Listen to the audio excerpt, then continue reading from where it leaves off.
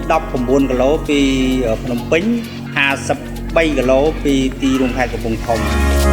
បាទពិតជាមានសេចក្តីរីករាយ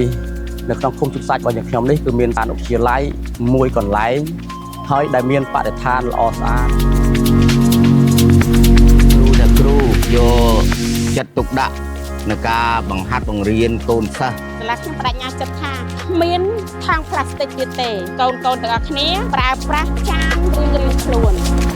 នៅក្នុងយុទ្ធសាស្ត្របញ្ចកោណដំណាក់កាលទី1វិស័យអប់រំបានក្លាយជាវិស័យអាទិភាពមួយក្នុងការកសាងមូលធនមនុស្សឆ្ពោះទៅសម្រេចបាននៅចក្ខុវិស័យរបស់រាជរដ្ឋាភិបាលកម្ពុជាឆ្នាំ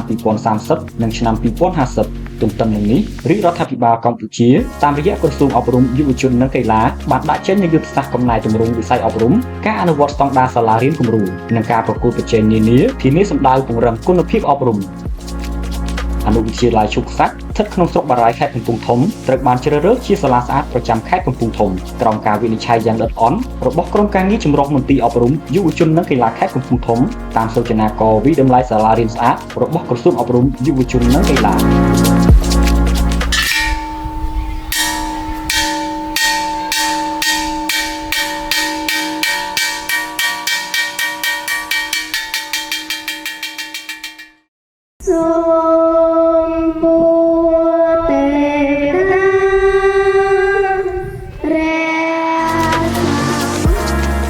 តើលោកនាយកសាលានិងអ្នកពាក់ព័ន្ធមានវិធានការកន្លឹះអ្វីខ្លះទើបអាចប្រែក្លាយអង្គភាពមួយនេះជាសាលារៀនស្អាត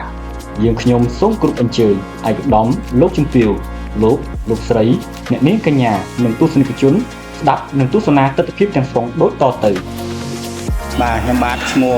ងួនពិសិដ្ឋជានាយកអនុវិទ្យាល័យឈូកសាច់សាលាត្រូវបានបង្កើតឡើងក្នុងឆ្នាំ2003ពេលនោះសាលាមានការលំបាកហើយសិស្សក៏មានតែចំនួន96នាក់ហើយស្រី41នាក់អនុវិទ្យាល័យឈូកសាច់ចាប់ផ្ដើមបើកដំណើរការទទួលសិស្សចូលរៀនចាប់ពីឆ្នាំ2003ពេលនោះមានសិស្សចំនួនតែ96នាក់ប៉ុណ្ណោះហើយក៏មានសិស្សកើនឡើងជាបន្តបន្ទាប់បើគិតមកដល់ឆ្នាំ2025នេះសិស្សសរុបមានចំនួន377នាក់ក្រោមការគ្រប់គ្រងដែលមានទស្សនវិស័យវែងឆ្ងាយអនុវិទ្យាល័យឈូកសាច់មានការរីកចម្រើនជាលំដាប់ខ្ញុំជាបណ្ណារៈដែលកាន់នៅបន្ទប់បណ្ណាល័យផ្ទាល់ចាបណ្ណាល័យនៅសាលានាងខ្ញុំមានរៀបចំជាសេវាការវិភាគប្រចាំសប្តាហ៍ហើយសិស្សចូលអានគ្រប់ថ្នាក់មានជាបទបញ្ជាផ្ទៃក្នុងសម្រាប់ឲ្យសិស្សមើលពេលចូលអានដោយឈលលើគោលការណ៍បណ្ដុះស្មារតីឲ្យសិស្សានុសិស្សស្រឡាញ់អត្តសញ្ញាណជាតិអនុវិទ្យាល័យឈូកសាច់បានរៀបចំឲ្យមានការតាំងបាវចនាជាតិនៅគ្រប់បន្ទប់រៀនសាលប្រជុំ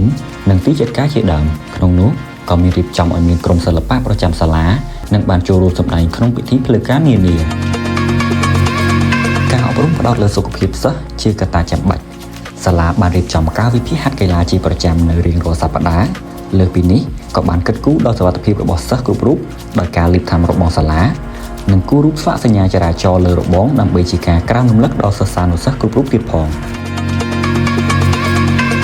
កិច្ចគាំពារបរិស្ថាននាំឲ្យសាលារៀនរក្សាបាននូវបរិស្ថានបៃតងជាប់ជានិច្ចសាលារៀនតែងតែមានកម្មវិធីអប់រំស្ដីពីបរិស្ថានជាប្រចាំតាមរយៈកិច្ចប័ណ្ណផ្សព្វផ្សាយការសម្ដែងរឿងពន្យល់ណែនាំអំពីសារៈសំខាន់នៃការបែងចែកនិងទុកដាក់សម្រាមទាំងក្នុងសាលារៀនទាំងក្នុងសហគមន៍ដោយប្រកាន់ខ្ជាប់នៅពីស្លោកបរិស្ថានគឺជាជីវិតឆ្លងតាមការស្វែងយល់ពីឧត្តមមេនុវត្តរបស់អ្នកដឹកនាំនាយកល្អៗទាំងក្នុងខេត្តនិងក្រៅខេត្តលោកនាយកលោកគ្រូអ្នកគ្រូបានប្រើប្រាស់ចំណេះដឹងនិងបទពិសោធន៍ទាំងនោះគូផ្សំនឹងភាពច្នៃប្រឌិតដោះស្រាយបញ្ហាទៅតាមស្ថានភាពទើបឈានទៅដល់ការសម្រេចបានសាលារៀនស្អាតដែលត្រូវបានទទួលស្គាល់ពីក្រសួងបរិស្ថានជាសាលាមេត្រីបរិស្ថានបាទពិតជាមានសេចក្តីរីករាយនៅក្នុងភូមិជុំសាច់របស់យើងខ្ញុំនេះគឺមានអនុវិទ្យាល័យមួយកន្លែងហើយដែលមានបរិស្ថានល្អស្អាតមិនត្រឹមតែផ្ដោតលើសោភ័ណភាពក្នុងបរិវេណសាលាប៉ុណ្ណោះទេទីចាត់ការសាលប្រជុំបណ្ណាល័យនិងបន្ទប់សិក្សាក៏ត្រូវបានសម្អាតតុបតែងនិងកែលម្អជាប្រចាំដើម្បីធានាបាននូវការគាំពារបរិយាបន្នសង្គមអនុវិទ្យាល័យឈូកសាច់បានរៀបចំឲ្យមានបង្គន់ប្រុសស្រីនិងជម្រើសសម្រាប់ជនមានពិការភាពក្រៅតែពីការសិក្សាលើមុខវិជ្ជាសិក្សាគោលការបន្ថែមនូវមុខវិជ្ជាបំណិនជីវិតក្នុងកម្មវិធីសិក្សាផ្ដោតលើការដាំដុះបន្លែដំណាំហូបផ្លែការចិញ្ចឹមសត្វជួយឲ្យសិស្សានុសិស្សអាចយកទៅអនុវត្តបានក្នុងជីវភាពរស់នៅប្រចាំថ្ងៃនិងជាការបញ្ជ្រាបឲ្យសិស្សចេះស្រឡាញ់ភាពបៃតងការ អប់រំបណ្ដុះចរិយាធម៌ឲ្យសិស្សចេះគោរពស្រឡាញ់មិត្តភ័ក្តិលោកគ្រូអ្នកគ្រូចាស់ព្រឹទ្ធាចារ្យការរៀនសូត្រជាមូលដ្ឋានចម្បងរបស់សិស្សានុសិស្សត្រូវតែប្រកាន់យកបង្ហាត់បង្រៀនពួកយើងឲ្យមានការគោរពការចេះទទួលភ្ញៀវទាំងអ្នកនៅក្នុងសាលាឬក៏នៅក្រៅសាលាដើម្បីរក្សាបាននូវសោភ័ណភាពនិងសុខភាពផ្លូវដង្ហើមរបស់សិស្សានុសិស្សសាលាបានរៀបចំសាងសង់ឡដុតសម្រាមដែលស្ថិតនៅឆ្ងាយអំពីអគារសិក្សាការបែងចែកសម្រាមបានត្រឹមត្រូវធានាបាននូវនិរន្តរភាពក្នុងការរក្សាបរិស្ថានក្នុងសាលាជាពិសេសការវេចខ្ចប់សំណល់រឹងនិងទីតាំងរក្សាទុកសម្រាប់ទាំងនោះឲ្យមានសុវត្ថិភាពលើសពីនេះសាលាបានរៀបចំឲ្យមានកិច្ចសន្យាក៏ដូចជាកិច្ចសហការជាមួយអ្នកលក់ចំណីអាហារនិងគណៈគ្រប់គ្រងសាលាដើម្បីឲ្យសាលាមានផាសុកភាពនិងកន្លែងទទួលទានអាហារដែលមានអនាម័យនិងកន្លែងលាងដៃសមស្របផងដែរចានៅក្នុងសាលារបស់នាងខ្ញុំការសម្អាតមានចែកតាមក្រុមវេនសម្អាតទៅឬក៏តាមទីតាំងមួយការបែងចែកសង្ក្រាមទៅតាមប្រភេទមួយពួកខ្ញុំបានណែនាំអ្នកលក់ឲ្យគាត់មានអនាម័យល្អគោលការណ៍ប្រតិបត្តិការរបស់ IOP នៅសាលារបស់ខ្ញុំមានរោងសម្រាប់ញ៉ាំអាហារហើយគាត់មានប្រអប់ដាក់អីហើយសាលាខ្ញុំបដិញ្ញាចិត្តថាគ្មានថង់ផ្លាស្ទិកទៀតទេដោយសារតែកូនទាំងអស់គ្នាប្រើប្រាស់ចានរៀងខ្លួន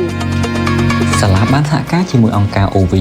ដើម្បីឲ្យមានប្រព័ន្ធទឹកស្អាតមានការត្រួតពិនិត្យត្រឹមត្រូវនៅក្នុងសាលាព្រមទាំងមានបន្ទប់សុខភាពសម្រាប់ធ្វើការសង្គ្រោះបឋមដើម្បីជួយសម្រួលដល់សិស្សានុសិស្សដែលមានបញ្ហាផ្សេងៗដោយមានការចាត់តាំងអ្នកគ្រូឲ្យនៅប្រចាំការជាប្រចាំហើយសិស្សជាសិស្សល្អជាសិស្សគំរូដែលបានមករៀននៅសាលានេះសាលាបានរៀបចំឲ្យលោកគ្រូអ្នកគ្រូមានផ្លាកសញ្ញាសម្គាល់ជាបុគ្គលិកអប់រំដែលចេញដោយមន្ទីរអប់រំយុវជននិងកីឡាខេត្តឯកសណ្ឋានសាលាបានរៀបចំសម្រាប់បុគ្គលិកអប់រំក៏ដូចជាសិស្សានុសិស្សទៅតាមថ្ងៃនីមួយៗផងដែរបន្ថែមពីនេះលោកគ្រូអ្នកគ្រូតែងតែស្រង់វត្តមានជាប្រចាំនៅពេលគោរពទង់ជាតិដោយមានប្រធានថ្នាក់ជាអ្នកស្រង់វត្តមានសម្រាប់ជូនគ្រូបន្ទប់ថ្នាក់សូមអរគុណដល់លោកគ្រូនាយកបាទលោកគ្រូអ្នកគ្រូផងដែរដែលលោកជានិច្ចកាលតែងយកចិត្តទុកដាក់ហើយតែងតែ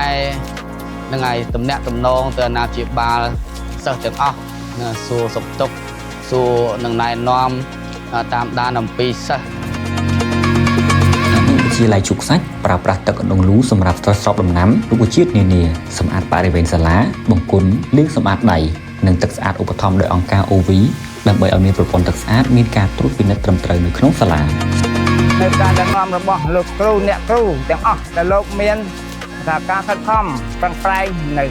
អភិវឌ្ឍឡើងដើម្បីរីកចម្រើននេះបាទដោយពុំមានអគារសិក្សាគ្រប់គ្រាន់បន្ទប់សុខភាពត្រូវបានរៀបចំឡើងយ៉ាងស្អាតនៅជ្រុងមួយក្នុងបន្ទប់ពិហុបំណងដោយមានគ្រែ2បាំងដោយវាំងននព្រមជាមួយសម្ភារៈនិងហឹបសង្គ្រោះបឋម